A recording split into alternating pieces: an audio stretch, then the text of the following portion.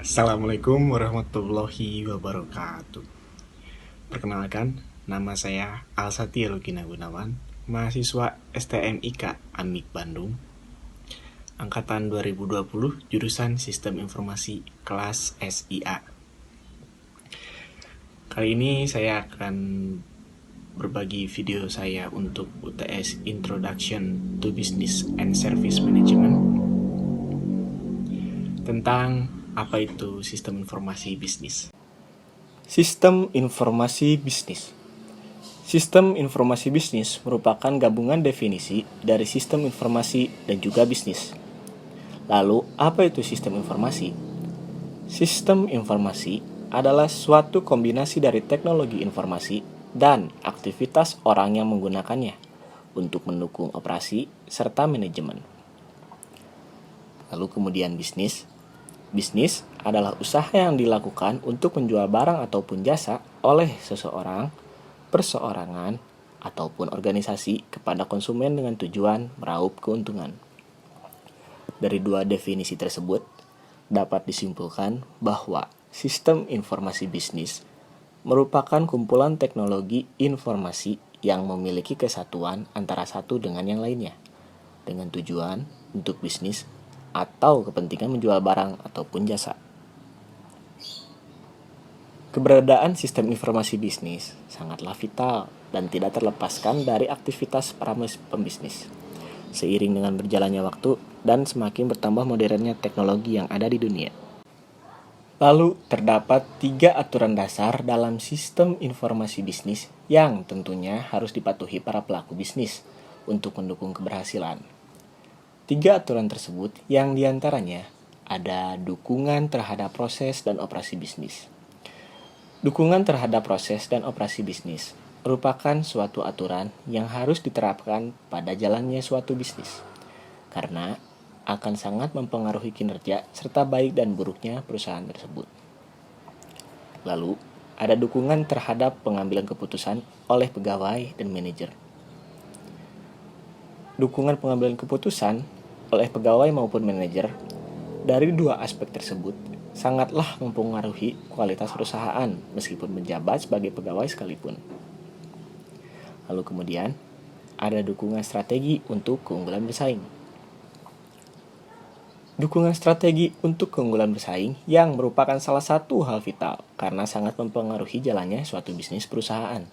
Tidak dipungkiri, salah satu resiko berbisnis yang harus dihadapi yaitu persaingan atau bersaing dengan para pembisnis yang lain.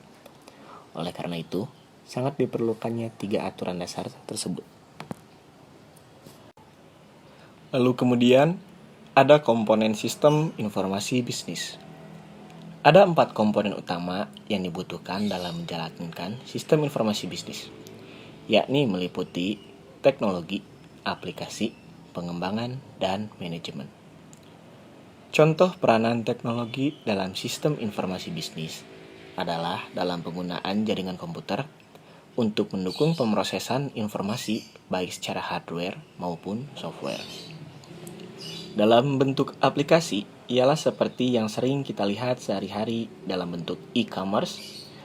Penggunaan e-commerce atau aplikasi penjualan berbasis internet memang tidak akan pernah terlepas dari kegiatan bisnis di era modern saat ini.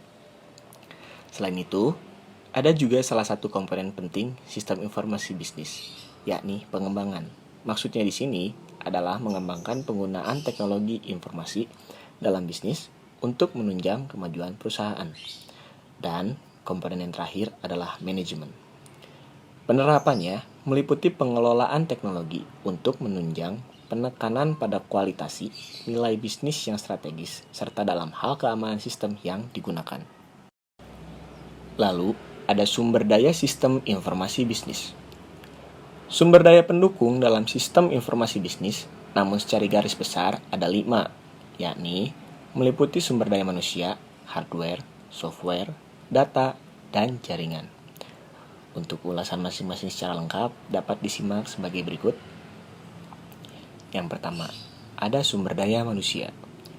Sumber daya manusia terdiri dari 2 bagian, yaitu user atau pemakai dan pakar ataupun pengembang.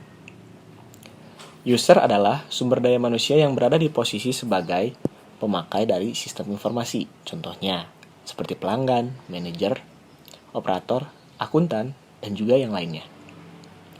Sedangkan untuk pakar merupakan sumber daya manusia yang bertugas dalam pengembangan sistem informasi. Contohnya adalah seorang sistem analis, pembuat software, dan lain-lain. Lalu nomor 2, ada sumber daya hardware. Sumber daya hardware terdiri dari perangkat keras atau peralatan yang memiliki fisik dan digunakan dalam pemrosesan sistem informasi bisnis yang dijalankan. Lalu nomor 3, sumber daya software. Sumber daya software terdiri atas 3 bagian, yakni software sistem, software aplikasi, dan prosedur. Software sistem bisa diibaratkan seperti operasi sistem yang ada di dalam komputer, sedangkan software aplikasi adalah suatu program yang memproses langsung setiap tugas dari pemakaian komputer. Contohnya, seperti aplikasi penjualan. Prosedur adalah bentuk pengoperasian perintah-perintah terhadap pihak pengguna sistem informasi. Contohnya, seperti prosedur entry data. Kemudian yang keempat, ada sumber daya data. Sumber daya data membahas mengenai data yang ada dalam suatu proses bisnis, seperti deskripsi produk, catatan pelanggan, file kepegawaian, dan database persediaan, serta masih banyak lagi tergantung jenis usahanya. Dan yang terakhir, nomor 5, sumber daya jaringan. Sumber daya jaringan ini cenderung lebih mengarah ke arah komunikasi, seperti media komunikasi, pemroses komunikasi, serta software untuk akses dan pengendali jaringan dalam suatu sistem informasi. Lalu, jenis-jenis sistem informasi bisnis. Yang pertama, ada sistem penjualan dan pemasaran, yakni fungsi yang bertanggung jawab dalam penjualan produk atau jasa suatu perusahaan atau organisasi. Banyak yang diperhatikan dalam pemasaran, seperti pengenalan produk, kebutuhan pelanggan, iklan, dan masih banyak lagi. Lalu yang kedua, ada sistem manufaktur dan produksi. Sistem manufaktur dan produksi adalah fungsi yang bertanggung jawab untuk mengatur kegiatan produksi barang atau jasa. Barang atau jasa perusahaan agar sesuai dengan yang diinginkan. Sistem ini berhubungan erat dengan aspek-aspek seperti ketersediaan bahan produksi, sasaran produksi, penggadaan, penyimpanan, dan lain-lain. Lalu yang ketiga, sistem sumber daya manusia.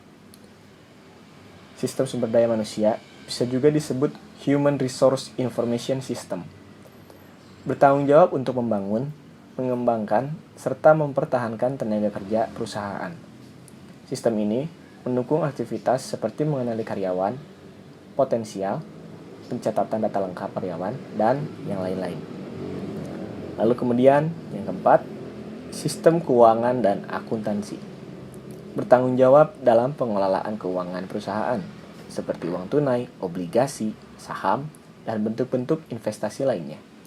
Contoh penerapan sistem ini adalah pengelolaan di catatan keuangan, penerimaan dan pembayaran, penggajian, dan juga masih banyak yang lainnya. Lalu ada aturan e-bisnis pada bisnis. Yang pertama, komunikasi. Yang dimaksud dengan komunikasi adalah adanya fasilitas atau media yang memungkinkan terjadinya pertukaran informasi, layanan, transaksi elektronik atau pemesanan dan pembayaran secara elektronik, dan perpindahan barang dari penjual ke pembeli. Media komunikasi yang memadai yang bisa mempertemukan pelaku bisnis menjadi syarat utama terselenggaranya. Nomor 2, komersial atau perdagangan. Sisi komersial yang disyaratkan pada e-bisnis adalah adanya sistem untuk melakukan transaksi online, mulai dari promosi barang, pemesanan barang, pembayaran, dan pengiriman barang. Pembeli barang memesan barang tidak memerlukan melihat barang secara langsung, tetapi melalui gambar atau spesifikasi yang tercantum dalam website. Sedangkan untuk pemesanan, sistem shopping online terhubung dengan sistem inventory untuk mengetahui stok barang sehingga barang yang dibeli memang ada. Untuk pembayaran, sistem shopping online harus terhubung dengan otoritas pembayaran, misalnya bank atau penyedia kartu kredit, agar nilai yang dibayarkan oleh pembeli berasal dari alat pembayaran yang sah dan memiliki nilai yang cukup. Lalu ada proses bisnis. Setiap pelaku e-bisnis yang ingin melakukan transaksi elektronik dan mendapatkan manfaat semaksimal mungkin dari e-bisnis harus melakukan optimalisasi proses bisnis internal dengan memanfaatkan teknologi informasi agar aliran informasi transaksi maupun lama pengiriman barang menjadi dipersingkat. Biaya transaksi menjadi lebih ekonomis jika dibandingkan dengan perdagangan yang dilakukan secara tradisional. Lalu kemudian ada layanan. Bagi setiap intuisi yang menjadi pelaku e-bisnis, penggunaan teknologi informasi dan internet seharusnya menjadikan layanan ke customer menjadi lebih baik, lebih ekonomis, dan lebih terjangkau. Misalnya, dimensi barang yang ditawarkan beserta spesifikasinya bisa diberikan lebih seksama sebelum dibeli atau diakses melalui website. Tidak diperlukan toko secara fisik, dilayani secara khusus dan personal, karena data-data aktivitas customer direkam dan bisa dilakukan analis untuk meningkatkan pelayanan. Lalu kemudian, learning. Untuk meningkatkan awareness, baik di antara pengguna maupun pelaku e-bisnis, proses edukasi sangat penting agar semakin banyak anggota masyarakat yang menyadari manfaat dan kelebihan dari transaksi online. Perbedaan dengan transaksi tradisional adalah pembeli dan penjual tidak perlu belajar sebelum melakukan transaksi, sedangkan transaksi online karena pengguna maupun pelaku tidak berhadapan dengan manusia, tetapi dengan mesin komputer, maka diperlukan proses edukasi agar mereka bisa menggunakan fasilitas atau media transaksi dengan lancar. Lalu, kolaborasi. Satu siklus transaksi online pada penjual dan pembeli melibatkan stakeholder yang harus berkolaborasi untuk menyelesaikan transaksi tersebut. Pada pembayaran, maka akan terjadi kolaborasi antara penyedia shopping online dengan baik atau penyedia kartu kredit untuk menyelesaikan proses pembayaran. Setelah dibayar, maka terjadi kolaborasi antara penyedia shopping online dengan gudang dan jasa pengiriman barang untuk mengantarkan barang sampai ke pembeli. Pihak lain yang juga terlibat adalah pihak asuransi untuk melakukan penjaminan transaksi maupun atas barang yang dikirim. Kolaborasi yang terjadi dalam e-bisnis. Dan yang terakhir ada komunitas. Dalam dunia maya atau World Wide Web, komunitas merupakan salah satu indikator untuk mengukur fasilitas pengguna. Dalam perspektif di atas, merupakan dasar dari konsep e-bisnis yang bisa dikembangkan secara kontemporer dengan mempertimbangkan kondisi saat ini untuk pengembangan di masa depan. Sekian dari saya, Alsatya Lugina Gunawan. Mohon maaf apabila kurang mengerti ataupun ada kekurangan dan kelebihannya. Mohon dimaklumi, saya pamit. Assalamualaikum warahmatullahi wabarakatuh.